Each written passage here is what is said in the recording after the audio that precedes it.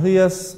Estamos aquí en Barricada TV, en el cuarto piso de INPA, la primer fábrica recuperada del país, ya hace 20 años, bajo gestión de sus trabajadores. Estamos en un programa de entrevistas especiales de Barricada TV.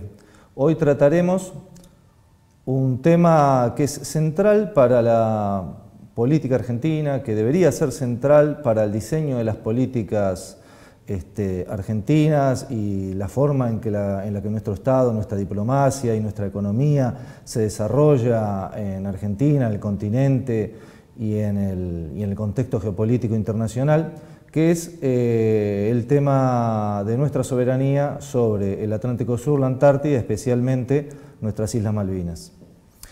Para charlar sobre este tema, hoy nos acompaña el compañero César Trejo. ¿Cómo estás? Muy bien. Ex soldado combatiente de la Guerra de Malvinas, responsable del Observatorio en Malvinas de la Universidad de Lanús, que viene haciendo un trabajo muy interesante sobre el tema ya hace bastante tiempo, intentando desmontar ciertos mitos y ciertos contradiscursos engañosos que circulan sobre toda la cuestión de la guerra y la cuestión del Atlántico Sur, y fue fundador de la Federación de Veteranos de Guerra de la República Argentina. Bueno, ¿cómo estás, César? ¿Cómo bien, andas? Guillermo. ¿Bien? Muy bien. Bueno, vamos a empezar por un tema que me parece que es digamos, todos los temas son centrales, pero que es uno que es el coyuntural y que tiene que ver con la situación actual, que es muy problemática en todos los campos, pero en el tema Atlántico Sur y Malvinas también.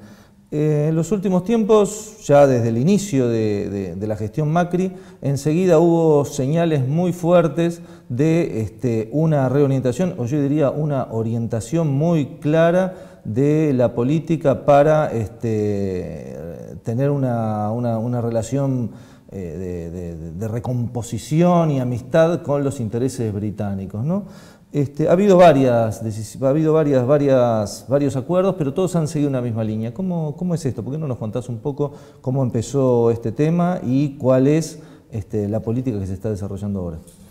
Sí, centralmente a diciembre del 2016, el vicecanciller de ese momento, Foradori, y el vicecanciller inglés, Duncan, suscribieron una especie de carta de intención.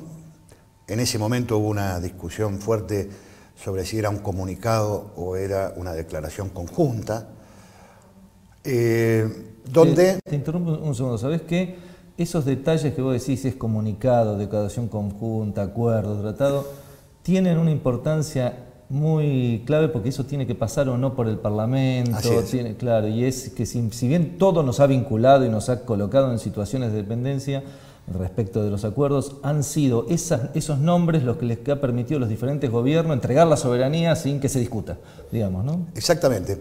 Las declaraciones conjuntas ya son una modalidad que en su conjunto desde el año 89, 90, 91 y en adelante han conformado como piezas separadas, pero si uno los ve en un todo, una especie de tratado de la rendición en el Atlántico Sur y la rendición argentina, que han eludido en su momento el debate parlamentario y después se han ido en algunos casos autorizando o sancionando parcialmente. En el año 2016 se reúnen ambas cancillerías con sus representantes y firman una especie de comunicado que luego incluso hubo un debate en el Parlamento, con un fuerte rechazo incluso de algunos de los socios de Cambiemos, como en ese momento quien presidía la Comisión de Relaciones Exteriores, Elisa Carrió, donde se vapuleó bastante al ex vicecanciller Foradori, pero bueno, de alguna forma se declaró la intención argentina de facilitar, así con esas palabras, el intercambio y no poner obstáculos al desarrollo económico de las islas. ¿Qué supone esto? Uno de los temas fue la intensificación de los vuelos, cosa que se está debatiendo ahora a través de qué aerolínea se va a hacer, el no entorpecer, digamos, la explotación que solo beneficia a los británicos de la riqueza pesquera, y eventualmente facilitar a futuro la explotación hidrocarburífera en la región. A cambio de nada. Bueno, sí, también se incorporó el tema de lo que se llamó el plan de proyecto humanitario, o sea, la realización de pericias forenses sobre los restos de los soldados argentinos. Esta política se inscribe dentro de una cosa que no es novedosa en la Argentina. Ya durante el gobierno de Lanusse, la Argentina había también suscrito convenios bilaterales, cartas de intención y de trabajo para facilitarle a los isleños su vida en las islas, porque había la idea sugerida por los propios británicos en su momento, que habían prometido que bueno, a ellos ya no les interesaba más la posesión colonial y que era probable la transferencia de soberanía, pero el argumento que para iniciar lo que luego se llamó la política de seducción de los kelpers era justamente que los argentinos nos acercásemos a los isleños a través de el establecimiento en su momento de vuelos regulares del ADE, líneas aéreas del Estado. Construyó la pista, ¿no? Sí, se facilitó la construcción de la pista, se facilitaron vuelos regulares frecuentes para el intercambio de los isleños, para que se acercaran los isleños al continente, se llevó maestras, se acercó gas del Estado, se acercó Entel, o sea, Encotel, la empresa postal argentina, y se dieron toda una serie de facilidades repito, el argumento era acercarnos a los isleños para seducirlos y que no vieran con desconfianza.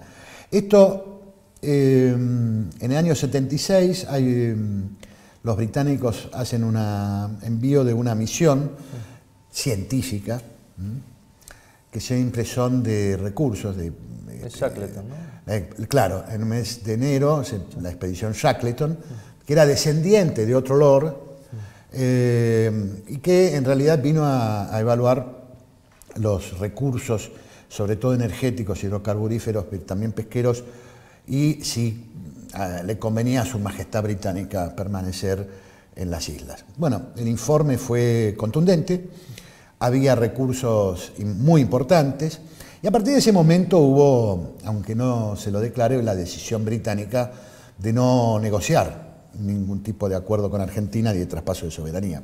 Pese a lo cual, en el 76, sobre todo 77 al 79, José Alfredo Martínez de Hoz reinaugura la política de seducción de los isleños. En ese momento tenía a dos muchachos protegidos de él en Londres, en el exilio. Uno se decía radical, el otro se decía peronista, Rodolfo Terraño y Guido Di Tella, que estaban colaborando en Londres, y se estaba discutiendo el tema de hidrocarburífero fuertemente, y es ahí donde, producto de esas conversaciones, el gobierno del proceso sigue colaborando con esa teoría de seducción de los kelpers, o sea, la cooperación argentina para las islas, y esto se cae estrepitosamente después, como veremos, en el 81 y en el 82, y desemboca en el conflicto armado.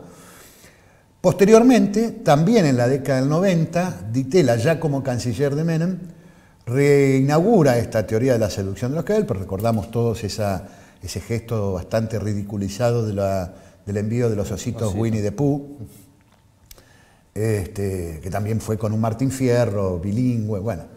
La cuestión es que ahí hubo una tercera etapa de seducción de los kelpers y ahora estamos en la cuarta etapa, por eso digo, no hay ninguna novedad en el panorama, y que tiene más que ver con la idea que la Argentina no puede ser un país soberano, no puede integrar plenamente su territorio, y tiene que ver con algo que Carlos Escudé elaboró allá por los primeros años 80, que es la teoría del realismo periférico. Sí, sería bueno darle una muy breve explicación a la teoría del realismo periférico, ¿no? Porque es clave para entender cuál es la orientación diplomática argentina desde el 90 seguro. Bueno, yo diría desde la inmediata posguerra. Inmediatamente, creo que finalizados los combates del 14 de junio de 1982 ya esto empezó a hacer carne.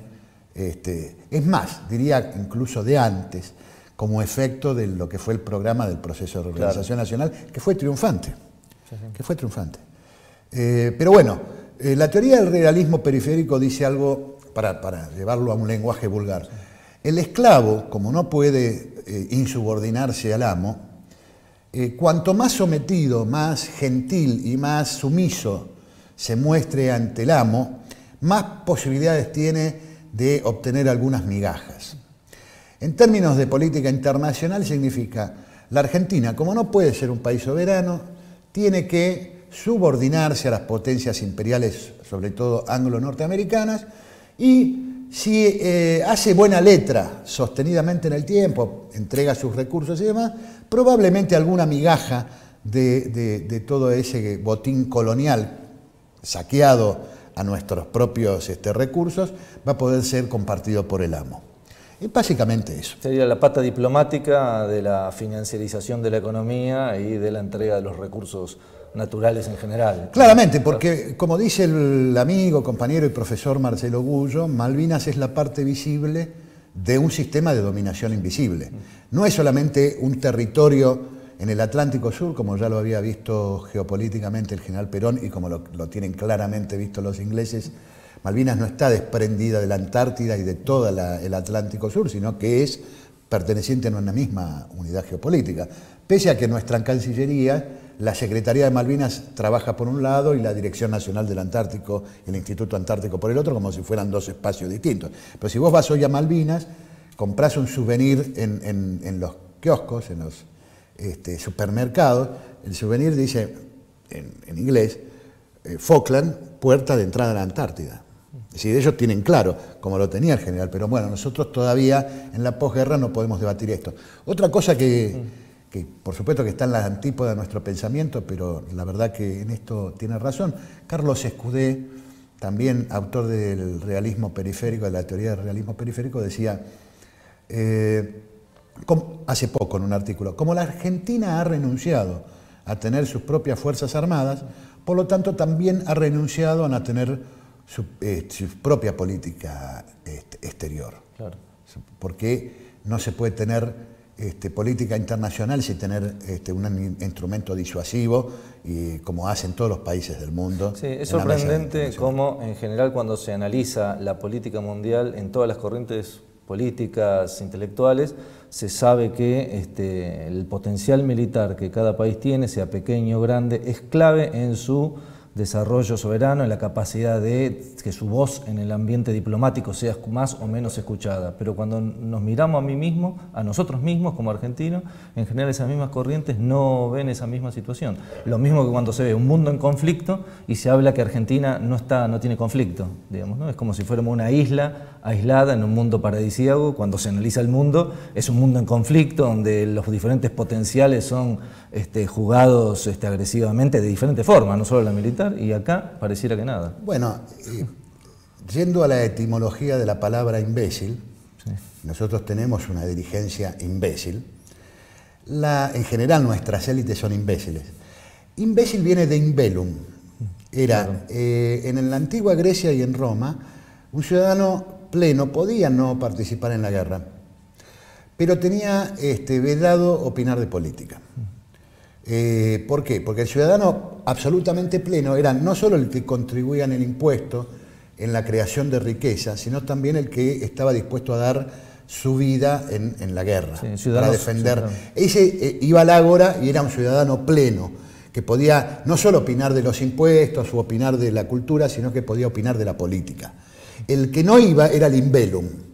Entonces, cuando nuestra dirigencia carece de pensamiento estratégico y de cómo realmente se mueve el mundo, es que llegamos a decir, todos los ministros de defensa del 82 para acá dijeron que la Argentina no tiene hipótesis de conflicto. No, es cierto, la Argentina tiene una hipótesis de conflicto, tiene territorio ocupado.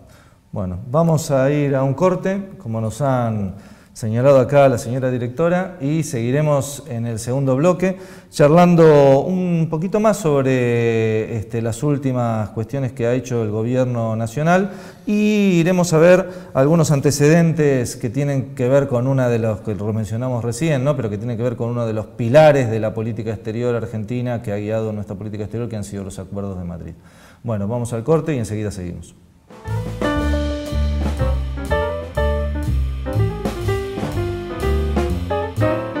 Bueno, seguimos en el segundo bloque de este programa de entrevistas especiales, charlando con el compañero Sorsal Trejo sobre la soberanía argentina y específicamente la soberanía argentina que se manifiesta en nuestro ejercicio efectivo en el Atlántico, en Malvinas, Antártida y demás.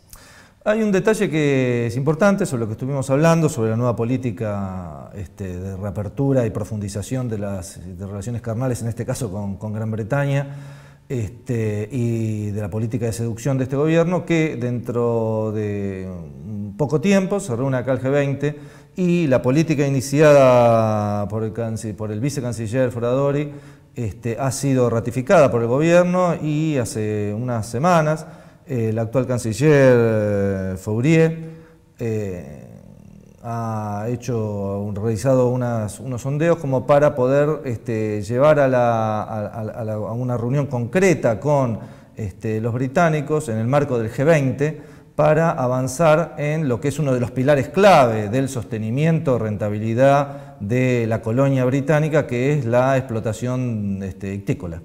En ese sentido nos parece muy importante destacar, porque justamente ahí está uno de los temas clave donde se ve el retroceso argentino en todos estos años de política y el avance británico, ¿no? El aumento de la rentabilidad y los ingresos de las islas ante cada concesión argentina, y ningún beneficio para nosotros. En este caso se ha profundizado gravemente con este gobierno a través de los últimos acuerdos, y específicamente ahora el canciller Faurier en el marco del G20, organismo claramente imperialista, ¿no? Destinado a, en los acuerdos que se van a realizar, destinado a darle más garantías, más seguridad y más facilidades a la explotación de los recursos naturales de las islas, y con ellos al sostenimiento de la base británica y de la posición geopolítica británica en el Atlántico Sur y en los pasos interoceánicos. Hay una cuestión que también nos parece interesante, que deberíamos analizar más. ¿Cómo afecta? Sabemos que hace algunos años la Unión Europea declaró a los territorios de ultramar británicos como parte de la Unión Europea. Sin embargo, ahora Inglaterra ha abandonado, o está en proceso de abandono, que es el Brexit, de abandono de la Unión. ¿En qué nos afecta, beneficio o perjudica esto? Bueno, mucho pensamiento ingenuo ha pretendido ver en el Brexit una oportunidad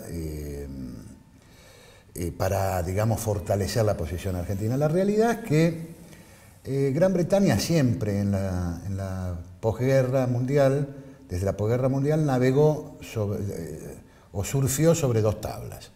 Una tabla era su alianza estratégica con el hegemón mundial, con Estados Unidos, y su propia construcción del Commonwealth, la Comunidad Británica de Naciones, y otra pata la puso sobre la Europa continental, pero siempre con la aprehensión de, por ejemplo, no, yo euro no me paso al euro, yo conservo mi moneda, como algunos otros países que ingresaron a la Unión. Bueno, ahora Gran Bretaña decidió sacar la pata de la tabla del continente europeo y consolidarse en su alianza estratégica con Estados Unidos y su carácter de jefa, digamos, de la reina Isabel II de Inglaterra, jefa de la Comunidad Británica de Naciones, que en realidad territorialmente, en PBI, en poderío económico y en población, es un conglomerado de países bastante significativos e importantes. Y por lo tanto, para Gran Bretaña, la consolidación de su... Te interrumpo un segundo, discúlpame. La Comunidad Británica de Naciones está integrada por una gran parte de las excolonias y dominios británicos, entre los cuales están países tan significativos como Australia, Canadá, Nueva Zelanda e inclusive la India. La India. Por lo tanto, estamos hablando de que una comunidad que reconoce a la reina de Inglaterra, que reconoce una relación privilegiada con un centro, no es menor, ¿no? En el contexto económico, político y diplomático y militar, ¿no? Así es. Esa salida de Europa hace que Gran Bretaña juegue entero por entero, sin ambigüedades, a consolidar su propio espacio. Esa comunidad británica de naciones hizo alianza con Estados Unidos, con la potencia hegemónica mundial. Por lo tanto, en ese plan, en esa movida estratégica, hay que ver cómo entra el Atlántico Sur. Y el Atlántico Sur para Gran Bretaña entra de manera decisiva, porque todos sabemos que los recursos del Mar del Norte y los recursos del hemisferio norte escasean por una superexplotación y que hay una enorme reserva en el Atlántico Sur y en los países y en nuestro continente. Reservas no suficientemente explotadas aún, o algunos en vías de explotación, como los recursos minerales, que están siendo depredados en toda la cordillera de los Andes y que realmente no sabemos el grado de latrocinio y extracción que se está haciendo en estos momentos, sin ningún beneficio para nuestros países. En toda Latinoamérica, y acá también, sobre todo desde el proceso, pero específicamente de la ley de Código de Minería del menemismo, ¿no? Existen cientos de explotaciones mineras en gran escala que se llevan el mineral prácticamente en bruto, dejando muy pocos puestos de trabajo, nada de transformación, y lo elaboran, lo desarrollan y no dejan prácticamente regalías. Bueno, ahí hay una ¿no? enorme diferencia y algo que nos debe hacer pensar, porque a veces se acusa a la izquierda de hacer ideología y de no ver la realidad, pero en realidad esta mirada liberal, neoliberal, neocolonial del macrismo y de Cambiemos también es absolutamente ideológica porque ignora lo que está pasando en el mundo. Hay una ignorancia supina sobre lo que pasa en el mundo. El primer elemento, una cosa era cuando en el primer centenario, la Argentina que luego describió Scalabrini y Ortiz, que describieron Irasusta, que describió todo el revisionismo histórico, la Argentina dependiente de Gran Bretaña, efectivamente el 85% del intercambio argentino, de la venta de los productos argentinos era al Reino Unido. El 90% de las inversiones extranjeras era de Gran Bretaña, con lo cual había un grado de dependencia objetiva que era muy difícil en el primer centenario poder pensar para los que querían descolonizarse y demás. Ahora, si uno ve 100 años después, en el segundo centenario, ¿cuál es la relación económica? La verdad que la Argentina podría prescindir de sus exportaciones al Reino Unido, que son irrelevantes. Nuestros grandes compradores son China, Brasil, los países asiáticos, algún otro país europeo, pero no el Reino Unido. Entonces, ¿cuál es la ligazón que tiene? Y la ligazón es de colonialismo mental. Tampoco Estados Unidos. Tampoco Estados Unidos, porque siempre, jamás Estados Unidos con Argentina fue economía complementaria, porque de alguna manera en materia agrícola y demás somos competitivos, porque los dos vendemos trigo, cebada, ahora soja, en fin, no somos nunca fuimos complementarios. Pero sí hubo una complementariedad con Gran Bretaña hace un siglo y medio o 200 años, 150 años. Ahora no. ¿Cuál es el motivo por el cual? El único motivo es el interés británico de hacerse de los recursos minerales, pesqueros, hidrocarburíferos, el manejo financiero, es decir, una estrategia de exacción. Entonces, ¿cuál es el beneficio para la Argentina de allanarse y de entregarle los recursos? Es simplemente un grado de sumisión mental, de colonialismo mental de nuestras dirigencias, que no tiene explicación en la realidad económica mundial. Por otro lado, se sigue hablando de acuerdos con los bloques. El primero lo derribó, fue la primera medida que tomó Donald Trump apenas asumió el gobierno. El primer decreto que firmó es el TTP al carajo. O sea, no lo hizo Chávez, lo hizo el propio Donald Trump. Dijo, no, acá no va a haber acuerdos de libre comercio como venía haciendo en los discursos de Clinton, Obama y demás. O sea, no hay posibilidad de acuerdo con los Estados Unidos.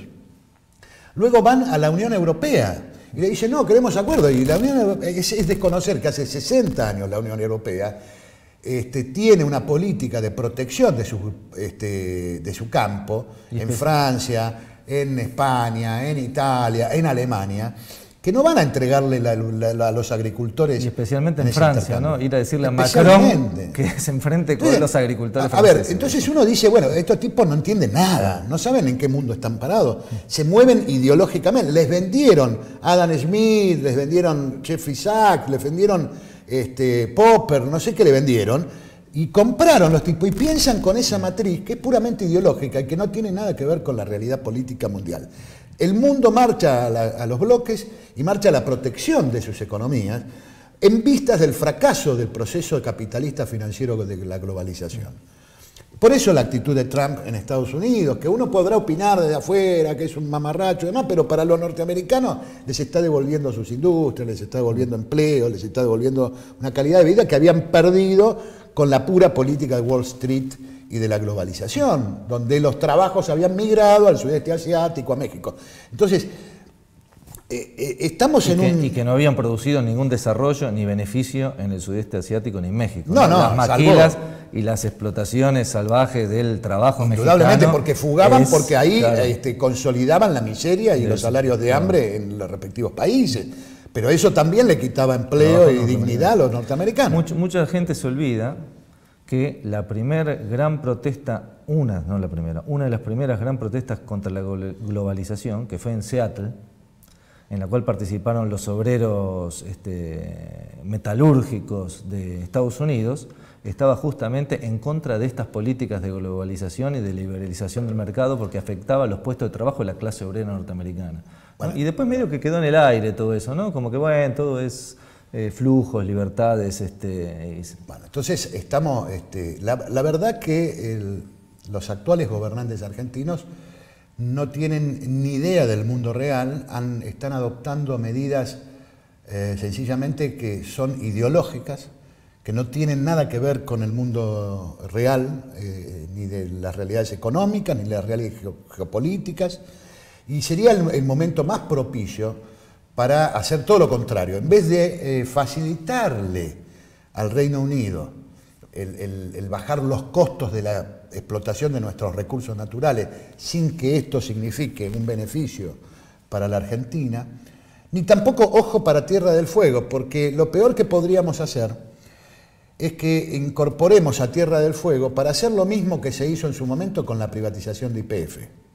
Es decir, que la provincia de Tierra del Fuego intervenga en el debate sobre Malvinas, no para reforzar el patriotismo de los ciudadanos patagónicos que son más plenamente conscientes de la soberanía, sino que para que se le termine pagando un subsidio por pasivo ambiental a la provincia de Tierra del Fuego para de ahí sacar el problema. ¿Qué es lo que pasa con las mineras en algunas de las provincias más pobres del país, ¿no? Exactamente. No dejan nada, pero para provincias que tienen muy pocos recursos, un vuelto de la mina a la lumbrera le satisface a la administración estatal para poder sostener su funcionamiento o lo que hagan en el mejor de los casos, ¿no? O como cuando pasó en la privatización de YPF, que las 3 o 4 provincias petroleras recibieron alguna rentabilidad a cambio de liquidar el patrimonio público del orgullo de la Argentina, que era yacimientos petroleros. Y que era el ejemplo de América Latina. Exactamente. Vamos al otro punto que habíamos dicho. Los acuerdos de Madrid son un hito. ¿Por qué no explicas un poco? Bueno, los acuerdos de Madrid son, según Julio César González, que los analizó pormenorizadamente, ex secretario general de la presidencia de Perón y un hombre estudioso de estos temas, los declaró como los verdaderos acuerdos de claudicación de la soberanía argentina, porque hay cláusulas explícitas y otras implícitas dentro de lo que se firmó. El primero es la renovación de una consideración de país más favorecido al Reino Unido de Gran Bretaña, como lo había hecho en el a principios del siglo XIX, Rivadavia. Claro, el acuerdo de nación más favorecida que se trató con Rivadavia en 1824. Así es. Fue uno de los primeros acuerdos internacionales que realizó Rivadavia y la Argentina, ¿no? Bueno, a partir de ese momento, la Argentina le da garantías de las inversiones, renuncia paulatinamente, y eso se consolida en la Constitución del 94, a tramitar las diferencias que pudieran haber en los acuerdos económicos a su propia soberanía y se crea el CIADI y se va a tribunales externos, recordemos los fondos buitres de Nueva York o en Washington. La soberanía que llevaron a la intento de secuestro de la fragata Libertad por un juez de un país que pertenece al Commonwealth, ¿no? Exactamente. Que no es un país africano que pertenece al Commonwealth. Bueno, que no es menor de señalar, ¿no? Porque un juez se le ocurrió no en cualquier lado. No. Claro. Bueno, sigamos. Así es. Bueno, luego hay un tratado implícito de desarme, porque si la Argentina se liga y de alguna manera dice que va a tener que informar a los británicos de sus movimientos navales, aéreos o terrestres en la Patagonia, que eso es lo que establece alguna de las cláusulas, de alguna manera está primero reconociendo al Estado ribereño y el poder de ejercicio de veto de movimientos militares a una potencia, que no solo es extranjera, sino que además ocupa territorio propio. De alguna manera es implícitamente un reconocimiento como Estado ribereño y una claudicación del sistema de defensa. Y si uno revisa, no es casual que la Argentina hoy se encuentre en un pleno estado de indefensión, es decir, no tenga capacidad alguna disuasiva frente a justamente a una potencia militar. Y lo que pasó con el submarino San Juan nos debe enseñar claramente que nosotros no estamos ejerciendo la jurisdicción en el Atlántico Sur. Bueno, vamos a seguir con este tema que creemos que es uno de los temas fundamentales, las consecuencias del Acuerdo de Madrid, en el siguiente bloque, charlando con César Trejo, fundador de la Federación de Veteranos de Guerra de la República Argentina y actual responsable del Observatorio Malvinas de la UNLA.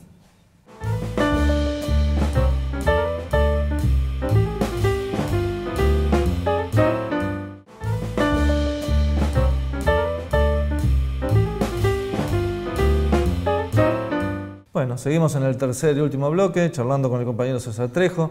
Bueno, estamos hablando de la situación de indefensión a todas luces evidente que tiene la República Argentina en un mundo altamente conflictivo, con guerras de diferente tipo, de nuevo tipo, que siempre están dadas por la intención de las potencias hegemónicas de apropiarse lo más barato y fácil de los recursos de los países que los tienen, que como decía, eso sí, y hay algo que decía Perón, hay países poderosos que tienen pocos recursos y por lo general son agresivos, y hay países que son los nuestros, que tienen muchos recursos, que son pacíficos, y por eso mismo debemos prepararnos para defendernos de los poderosos, ¿no?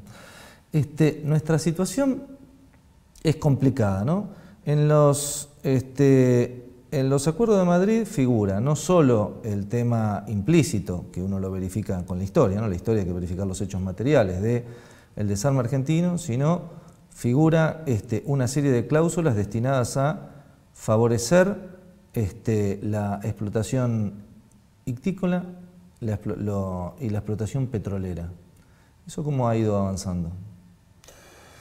Bueno, recién de todos hubo ciertos cambios, digo, porque hubo ciertos cambios durante el kirchnerismo y después... De todos los acuerdos que suscribió la presidencia de Carlos Menem, que empezaron con los de Cavallo y continuaron con Di Tella y demás, de todos esos acuerdos, el único que denunció la gestión del kirchnerismo fue en el año 2007 con el canciller Tajana, la denuncia de actividades costa afuera. Actividades costa afuera son explotación hidrocarburífera offshore, que en realidad en esa etapa, poco tiempo después comenzó la exploración, la etapa de exploración, y la pesca. Son las dos actividades costa afuera. Es cierto el argumento era que no lo respetaba, que Gran Bretaña actuaba en forma unilateral. Entonces, ¿de qué servía, digamos, ese acuerdo si no se respetaba? Pero también hay otros que interpretan que eso dio rienda suelta a los británicos sin que la Argentina tenga ni siquiera la posibilidad de reclamo ante las Naciones Unidas por incumplimiento de ese acuerdo.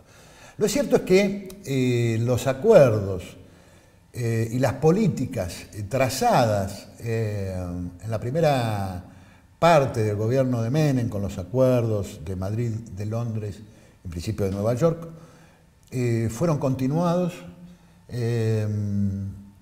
hay una cláusula que habría que pensarlo, ¿no? En esos términos hay algunos analistas que dicen que en realidad la liquidación del patrimonio público, de las empresas públicas y demás, son parte de esas cláusulas no escritas donde la Argentina pagó la derrota en el conflicto del Atlántico Sur. Y la verdad que es absolutamente verosímil, ¿no? Pensarlo de esa manera. La Argentina ni siquiera pudo poner en cuestión la ilegitimidad de su deuda. No pudimos conservar el patrimonio público, hubo un desarme militar. Un desarme que es interesante porque muchas veces la gente del campo popular, progresista, no lo entiende, ¿no? El desarme en algunos casos fue más costoso económicamente que haberlo sostenido, que haber sostenido los proyectos que se venían realizando, porque el desguace de lo que era el misil Cóndor y demás es una enorme inversión hecha durante un montón de tiempo que tiene una potencialidad tecnológica avanzada para el conjunto de la industria, no solo la industria militar, sino para el conjunto de la industria. Se le pone un corte y eso es un coste enorme para el país. Hubo decisiones políticas muy fuertes en ese sentido, en el sentido del desarme, que van más allá de gestos de, bueno, tenemos un presupuesto alto, que terminó siendo el presupuesto más bajo del mundo en términos relativos, ¿no? De la Fuerza Armada. A ver, el desarrollo industrial argentino siempre fue, fue pensado además por un señor que no era abogado, no era arquitecto y demás, que era de un grupo de oficiales del ejército que vieron que la Argentina, reflexionando sobre las lecciones de la Primera Guerra Mundial y luego consolidada en la Segunda, ningún país podía ser soberano si no tenía su propia producción para la defensa. Ahora, ningún país podía producir para la defensa si no tenía una industria civil que acompañase el desarrollo militar, porque siempre la industria militar tiene usos duales. Claro. Y los países que se han desarrollado, sea Estados Unidos, Rusia, Francia, siempre las industrias militares tienen un uso dual y se retroalimentan con las industrias civiles. Y esa generación militar patriota, no cipaya, patriota, también tuvo el pensamiento de decir, bueno, pero para desarrollar una industria también tiene que haber obreros calificados. Para que haya obreros calificados tienen que estar bien alimentados, tienen que tener derechos, tienen que tener unas vacaciones, obra social, jubilaciones, pensiones, aguinaldo.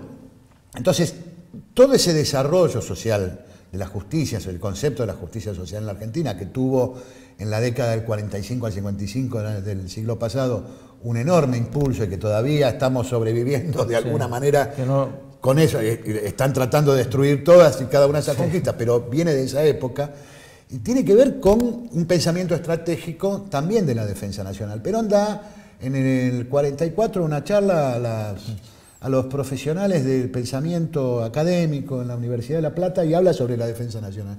El componente de las Fuerzas Armadas es un componente más de la defensa nacional. La defensa nacional la debemos ejercer todos. Yo como ciudadano tuve oportunidad de ejercer la defensa nacional en cumplimiento de ese mandato constitucional de que el ciudadano tiene derecho en Malvinas. Pero lo podemos hacer todos desde otro lugar, porque la defensa nacional no es simplemente agarrar un arma y disparar un cañón, o pilotear un avión, o tripular un buque o un tanque.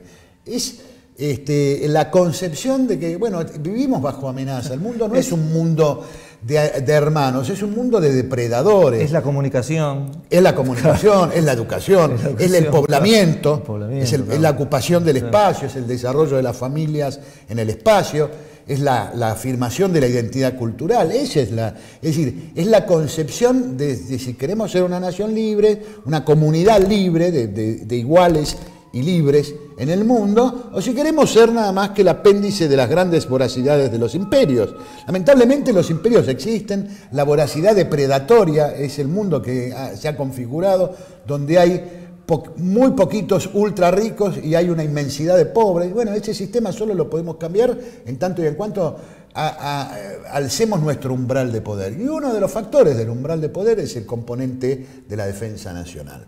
Pero básicamente, antes que eso, es la conciencia de los pueblos. La toma de conciencia de los pueblos de querer. Ahora, nosotros tenemos un pueblo que ratifica, aún en las peores condiciones, ratifica que quiere ser libre, independiente, soberano y que haya justicia social. El problema nuestro son las élites. Las élites de producción simbólica en la Argentina, que son los comunicadores, los intelectuales, los académicos y también las dirigencias políticas, que, oh casualidad, han sido los actores de la desmalvinización, del silenciamiento de la causa Malvinas y de poner a los héroes de Malvinas no como héroes, sino como víctimas. Claro, esas son las cuestiones claves, ¿no? Y nuestro pueblo, cada vez que puede, dice, no, son héroes, porque entregaron su vida por una causa noble, justa, más allá de los dictadores, más allá de lo que tenían en la cabeza los que condujeron a la derrota militar y política. Pero el pueblo argentino tiene claro cuál es la justicia de su causa, porque Malvinas les viene a significar su identidad, la reafirmación de su identidad y de su estado de soberanía a la que aspiramos todos. Además, insisto en un tema, ¿no? Es la posición que en general los sectores progresistas, no todos, ¿no? Pero los sectores progresistas y populares toman cuando se refieren a conflictos en otros lados del mundo. Claro. Siempre apoyan a la nación que emprende un conflicto contra una potencia imperialista, ¿no? Sea cual sea el gobierno que tiene arriba. Menos acá. Menos acá, por eso es sorprendente, ¿no? Pero un último tema para cerrar, porque me parece que no puede quedar en la explicación de lo que son los acuerdos de Madrid, es una cuestión técnica, más o menos técnica, pero política, que es el tema del paraguas de la soberanía. El tema del paraguas es una fórmula, como tal podría ser útil si uno desplegase, como hace el propio Reino Unido. Yo pongo el paraguas, pero en realidad después no renuncio a mi política de ocupación unilateral, de explotación unilateral, a mis ejercicios militares.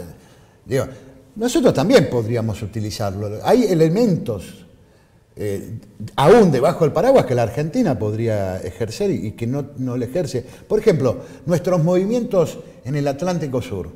El hundimiento o la desaparición del Ara San Juan. ¿No habrá tenido que ver con alguno de esos movimientos? Es una pregunta, es un interrogante que legítimamente nos podemos plantear. Nosotros... nadie nos dice cómo tenemos que contar la historia en las escuelas, sin embargo todavía la desmalvinización educativa está plena. Lo hemos visto ahora con la convocatoria que hicieron los isleños y los británicos a estudiantes universitarios argentinos, donde pobres pibes cayeron en la trampa de la inteligencia británica de ir, sí, quiero conocer a mi vecino Islander. Y la realidad es que eso, ¿qué es lo que produce el sistema educativo argentino? Ignorancia, desconocimiento, negación del tema de la guerra, negación del tema de la causa Malvinas como una causa importante y estratégica para los argentinos. Y para cerrar, ¿cómo ves el futuro de las políticas que se están llevando adelante con el tema, más allá del Atlántico Sur, Antártida?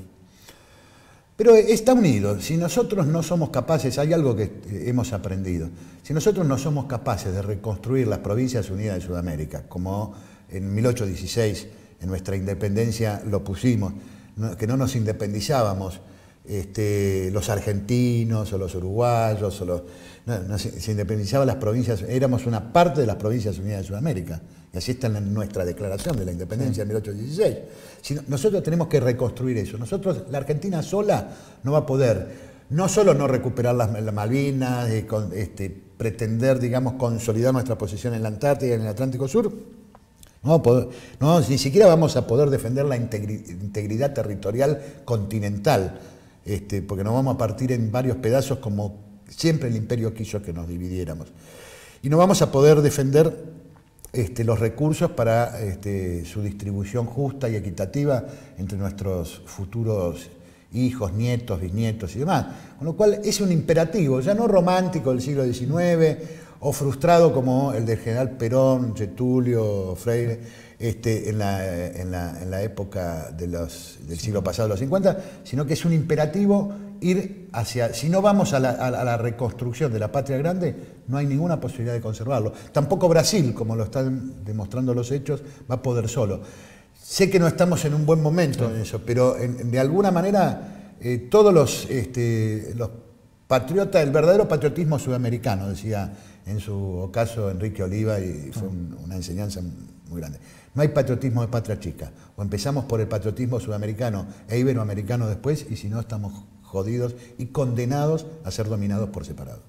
Bueno, te agradecemos mucho que hayas venido, creo que la charla fue muy interesante y esclarecedora, y creo que queda un mensaje importante que es que los estados, los pueblos, no están asegurados para siempre, sino se construyen en forma permanente a sí mismos, ¿no?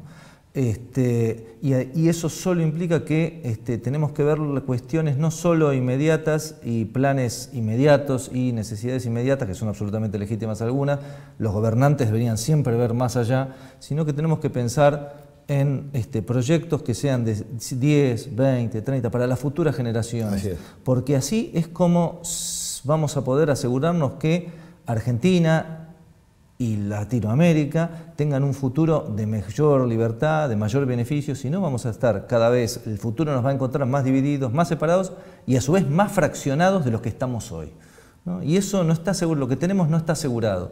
Yo creo que muchas veces lo inmediato hace perder de vista el largo plazo. Y si lo inmediato y el largo plazo no están conectados dialécticamente, no se realimentan permanentemente, termina lo pequeño siendo simplemente un objeto, una pieza pequeña dispersa, la lucha pequeña dispersa sectorial que desarrollamos, una cuestión que puede ser neutralizada por el otro campo o absorbida si es necesario, ¿no? Bueno, en este sentido creemos, y por eso te agradecemos la presencia y hacemos este programa, para concientizar al pueblo argentino y también para concientizar a lo que son la militancia, las organizaciones populares, todo lo que es el campo popular que hoy está en este mare magnum de ver cómo hacemos para deshacernos de este gobierno, quizá el peor gobierno de la historia, no sé, si no es el peor, está entre los peores gobiernos de la historia, pero para deshacernos de él, pero a su vez para tener en mente en cada política que realizamos, en cada cuestión que realizamos, Malvinas y las causas estratégicas que nos hacen como país libre, soberano, independiente, que es lo único que va a garantizar el bienestar para el pueblo por el cual nosotros luchamos. Bueno, gracias César por venir y gracias a la audiencia que haya escuchado este programa.